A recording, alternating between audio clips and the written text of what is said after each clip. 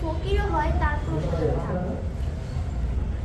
টাকা পয়সা দরকার। তো আপনার মায়ের কোনো কথা মনে পড়ছে?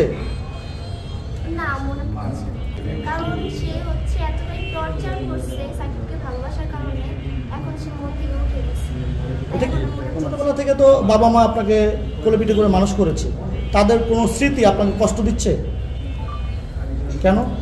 দিচ্ছে না, কারণ সে হচ্ছে এতটাই টর্চার করছে সাকিবকে ভালোবাসার কারণে, এখন সে মন থেকে উঠে গেছে। আমার বাবা অনেক ভালো মানুষ, আম্মু যদি বাবাকে বলতো তো বাবা হয়তো মানত, কিন্তু আম্মুই তো বাবাকে নষ্ট করে ফেলছে। মানে সাকিব যে খারাপ খারাপ জিনিসগুলো আছে ওগুলো বাবাকে বলছে। তো বাবাকে অনেক ভালোবাসি।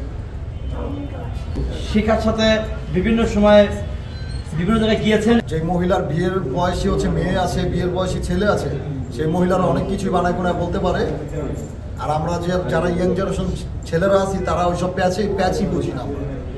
আমরা তারা যে প্যাচ মারবো ওই প্যাচের ডিপটুই আমরা করতে পারবো, আমাদের ওই নলেজটা এখন হয়নি। এই উত্তর আমি আপনাদের এই বিয়ে কতদিন পর্যন্ত টিকে থাকবে? সারা জীবন টিকিয়ে রাখতে চাই। এবার হচ্ছে আমার শ্বশুর শাশুড়ি যদি ভাবে যে ছেলেটা খারাপ, তাদের চোখে একদিন আমি ভালো হয়ে উঠতে চাই।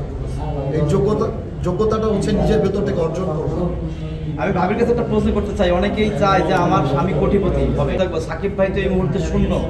সাকিব এখন যেরকম আছে ওরকম না, রাস্তার ফকিরও হয় তারপর থাকবো।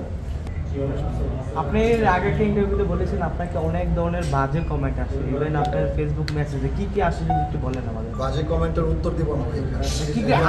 এর আগে আপনি বলছিলেন, আপনি নিজেই এর আগে একটা ইন্টারভিউতে বলছিলাম। ওইটা তো ইন্টারভিউ শেষই ভাই, যেটা ক্লোজ হয়ে গেছে সেটা সামনে টেনে লাভ নেই। তো আমি সামনের কিছু নিয়ে পারবো না। যদি দুটো আমার যতটাই দেখেন না কেন ভাই, আমার জায়গায় যদি আপনি থাকতেন আপনি মনে হয় ঘুরেই দাঁড়াতে পারতেন না। ইভেন হচ্ছে আমি ঘুরে দাঁড়িয়ে কিন্তু অনেক সুনামও ইতিমধ্যে অর্জন করে ফেলছি কাজ দিয়ে ভালো ভালো। কারণ আমার ভিতর ওই মেধাটা আছে ভাই, আমার মেধাটা আমাকে কাজে লাগাইতে দেন, দেখেন আমি কি করি।